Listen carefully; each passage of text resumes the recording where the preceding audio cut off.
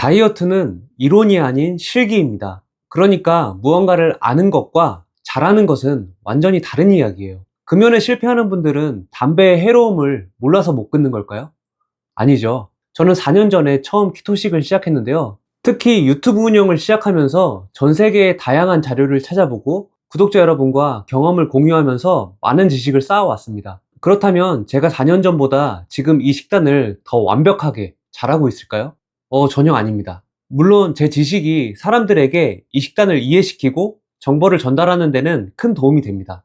하지만 사실 제가 실천하고 있는 식단의 모습은 처음 시작했을 때와 크게 달라지지 않았어요. 그래서 감량이든 건강이든 여러분의 목표를 이루기 위해서는 단순히 지식만 쌓는 걸로는 부족합니다. 내가 하는 식단의 맥락을 잘 이해하고 내 몸에 맞게 잘 적용해야 하죠.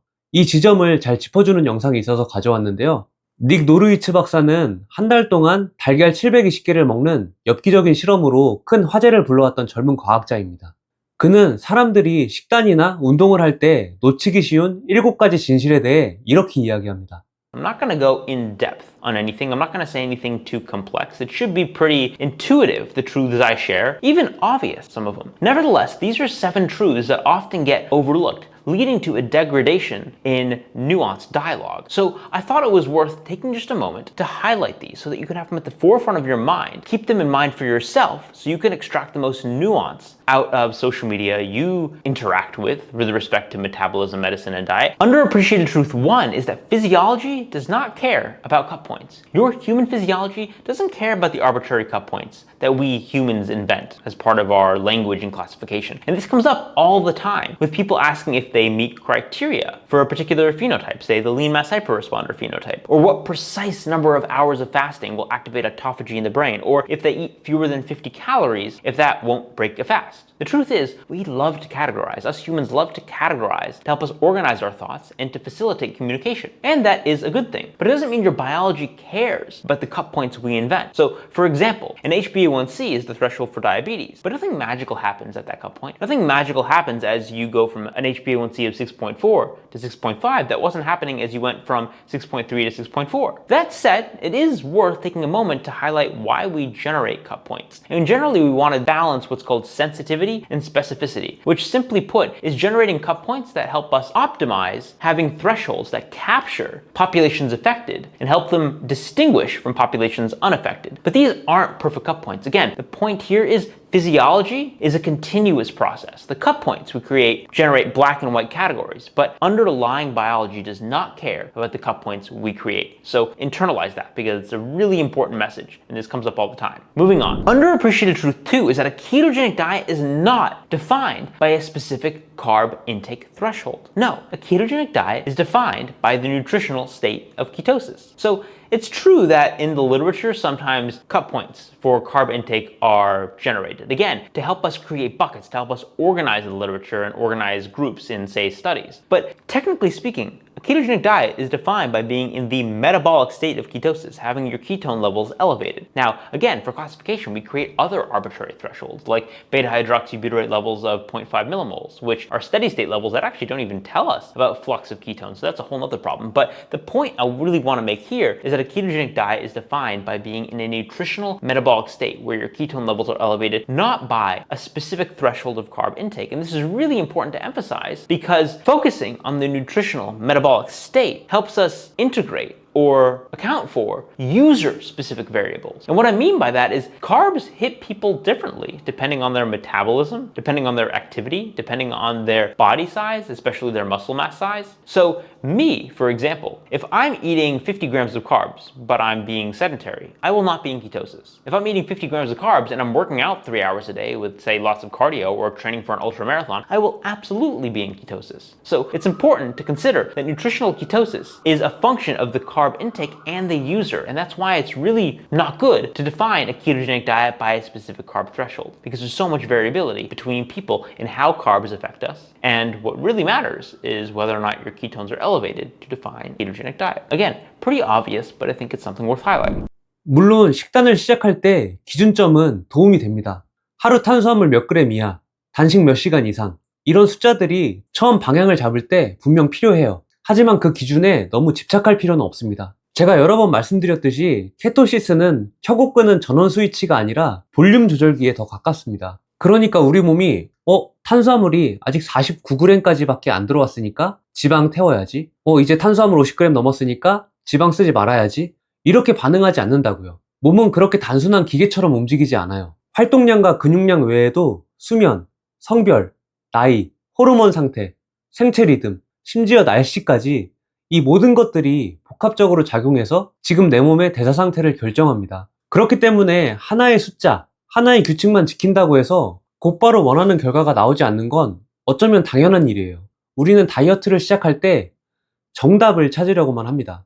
정해진 식단표, 정해진 시간에 정해진 섭취량, 마치 시험 문제에 정답을 맞추듯 이것만 지키면 된다라고 생각하죠. 하지만 다이어트는 정답이 하나로 고정되어 있지 않아요. 정답에 가까운 기준을 내 몸에 적용해보고 반응을 살피고 필요하면 다시 조정하는 그런 과정이 반드시 필요합니다. 저희 채널에도 원칙을 다 지켰는데 변화가 없다라거나 시키는 대로 했는데 체중이 그대로다 라는 식의 푸념 섞인 댓글을 자주 보게 됩니다. 물론 그럴 수 있습니다.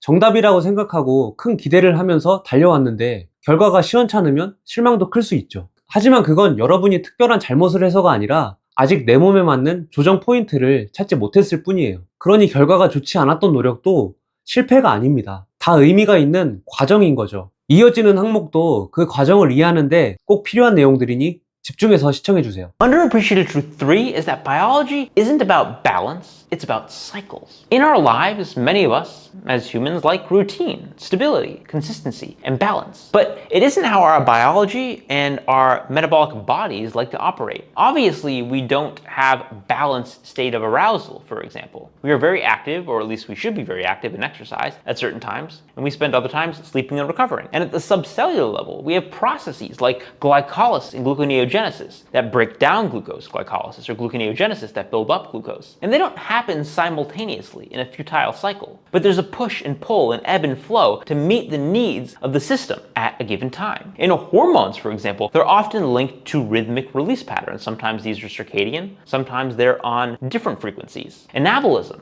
building up, catabolism, breaking down, they happen in cycles. Rarely, if ever, are things frozen in balance in biology. Biology likes to cycle. Underappreciated truth 4 is that there is no one best human diet. Now, this one can actually be quite controversial. I don't think it should be. But the reason it's controversial is because people will often come forward with a counterpoint. Well, we're all human, and each species should have a species-appropriate diet. Therefore, there should be a best human diet. And at a superficial level, that kind of holds water. But let's dig a level deeper. And let me reframe this by asking another question, which is, what are you optimizing for? Each of us is often optimizing for something different. Are you optimizing for bodybuilding, longevity? There's a lot of things you can optimize for. And without defining what you're optimizing for, you can't define a best diet. Now, in addition to that, there is huge variability among us as individuals. There is variability in our genes and our predisposition to different diseases, variations in our lifestyle patterns, our activity levels, and variations in our microbiome. While our human DNA might be pretty similar,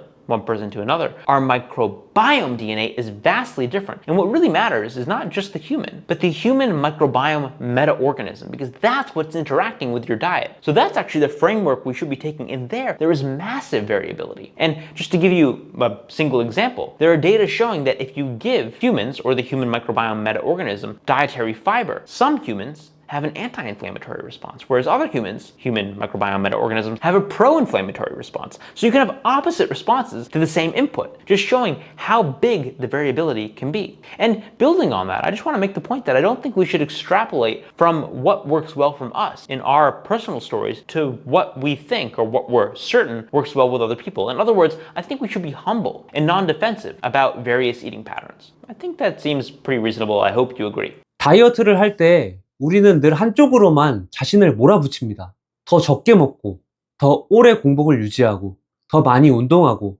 그렇게 힘들게 해야만 살이 빠진다고 믿죠. 이는 주기에 의해 움직이는 몸의 시스템을 고려하지 않은 전략입니다. 각성하고 활동하는 시간이 있으면 잠에 들고 회복하는 시간도 필요합니다. 그러니 다이어트를 할 때 잘 자고 잘 먹는 건 게으른 행동이 아닙니다. 몸의 시스템에 맞춘 현명한 전략인 거죠. 그래야 지속할 수 있고 조금씩 나아질 수 있습니다. 그리고 네 번째 항목, 최적의 식단에 관한 이야기는 요즘 유튜브나 SNS에서 자주 벌어지는 식단 논쟁을 떠올리게 합니다. 내가 하는 식단이 유일한 정답이라고 믿는 순간 서로를 이해하지 못하고 대립이 생기기 시작합니다. 그리고 이런 논쟁이 길어지면 신기하게도 좋은 음식에 대한 이야기는 사라지고 먹지 말아야 할 음식을 비난하는 데 집중하게 됩니다. 이런 싸움을 지켜보면 절로 나오는 말이 있죠. 아니, 그럼 대체 뭘 먹으라는 거야?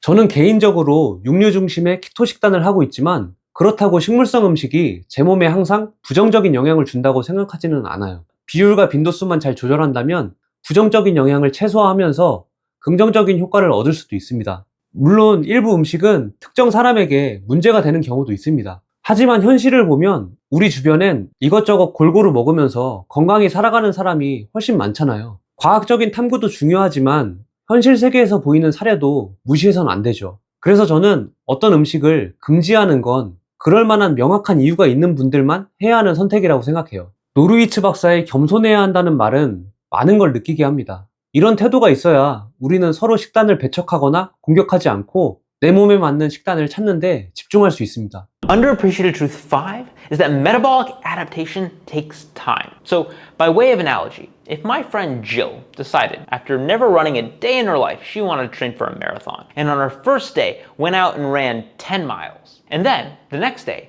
found, to her dismay, she was not a better runner, but a worse runner. She was tired, she was sore, and she concluded, oh, well, evidently training running does not make you a better runner because I trained for a whole day and the next day I was not any better. Would you conclude that training running doesn't make you a better runner? Obviously not. There wasn't enough time for her body to adapt. Now, food, diet is a little bit different, but the same point remains. Adaptation takes time. And not appreciating this truth creates confusion and leads people to be deceived about what really drives dietary success in a whole host of outcomes, but especially weight loss. So for a specific example, we, my colleagues and I, led by Professor Adrian Sotomoto, did a reanalysis recently of a major metabolic ward trial. Basically, this was a trial in which there were very short-term dietary arms comparing a low-fat diet to a low-carb diet, and they were stacked back to back. And what ended up happening is that there were negative metabolic adaptations in the low-fat diet that kind of bled into the low-carb diet. And so the low-fat diet blamed the low-carb diet, and vice versa. There were positive metabolic adaptations with the low-carb diet that bled over into the low-fat diet. So the low-fat ended up stealing credit from the low-carb, and vice versa. And what you ended up with was deceptive and misleading outcomes. And really emphasize here is that metabolic adaptation, especially to macronutrient shifts, take time. So bank that in your brain because it's super, super important. Underappreciated truth 6 is that you can rarely target a biomarker in isolation. We like to focus on biomarkers in isolation, like LDL cholesterol or ApoB, and consider their individual contribution to predicting outcomes or impacting physiology. Then we consider how modifying this individual variable could potentially help, say, attenuate disease risk. But the fact of the matter is, almost always, if not always, because I actually can't think of a single counterexample, an intervention will impact something else. Diets and lipids is a good example. If you change your diet, you will rarely affect just one lipid parameter, say LDL or ApoB, and not change others. Others will change, HDL, your triglycerides, or the profile of your LDL, etc., etc. But even were, say, a dietary intervention to only affect one measurable lipid parameter, there are a myriad of other variables that could be impacted on which the spotlight of attention and measurement might not be focused. Things like insulin, other hormones, the microbiome. And as a point of emphasis, changes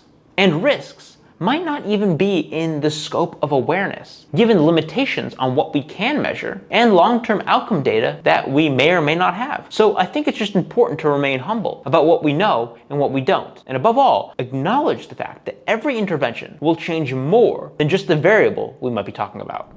Underappreciated truth 7 is that the host's metabolic context matters. This one is obvious but incredibly important, so I'll say it again. The host's metabolic context matters. For example, a bowl of pasta hits very differently if you're a sedentary middle-aged person with diabetes and very little muscle mass versus a healthy, active college athlete. That bowl of pasta is going to hit very differently in those two scenarios. And the same goes true actually for exercise. Believe it or not, Exercise, which exerts a lot of its benefits by changing the expression of your genes, affects people differently based on their insulin sensitivity, whereby some genes can be upregulated or downregulated if somebody's insulin sensitive, and then there's the opposite pattern in somebody who's insulin resistant. So whereby a gene might have been upregulated if somebody was insulin sensitive in exercise, that gene will be downregulated in someone who's insulin resistant. So again, host metabolic context matters, not just with respect to diet, but also with respect to exercise. Now, as a final and bonus eighth underappreciated truth, science is a process, not an institution. So stay humble about your knowledge, stay curious, and I hope you enjoyed this video. Bye. 대사적 적응에는 시간이 필요하고 그 적응에 필요한 시간은 사람마다 다 다릅니다. 이것도 많은 분들이 식단을 하면서 자주 오해하는 부분이죠. 내가 2달을 이렇게 열심히 했는데 이쯤 되면 달라져야 하는 거 아닌가? 하고요. 하지만 그 변화의 시점은 아무도 정확히 알 수 없습니다. 금방 적응할 수도 있고 몇 달이 걸릴 수도 있는 거예요. 운동에서 중요한 원칙 중 하나가 점진적 과부하입니다. 그러니까 마라톤 완주를 목표한다고 해서 처음부터 하루 1시간씩 뛸 수는 없잖아요. 내 체력에 맞게 차근차근 운동량을 늘려가야겠죠. 식단도 마찬가지입니다. 처음부터 완벽하게 하려고 하기보다 내 몸에 무리 없이 받아들일 수 있는 수준으로 시작해 차츰차츰 개선해 나가야 합니다. 적응 속도는 보통 현재의 건강 상태에 따라 달라집니다.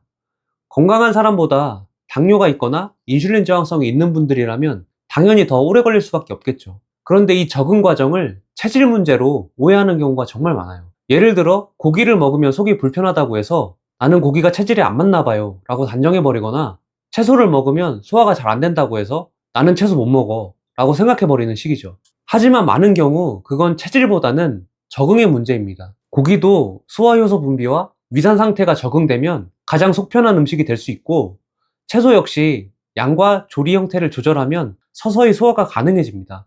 내 몸이 아직 준비되지 않았던 것 뿐이에요. 그러니 이 식단은 나한테 안 맞나 봐 하고 쉽게 포기하지 마세요. 내 몸이 보내는 신호를 관찰하고 필요하면 조절하고 그렇게 천천히 맞춰가면 됩니다. 이상한 다이어트였습니다.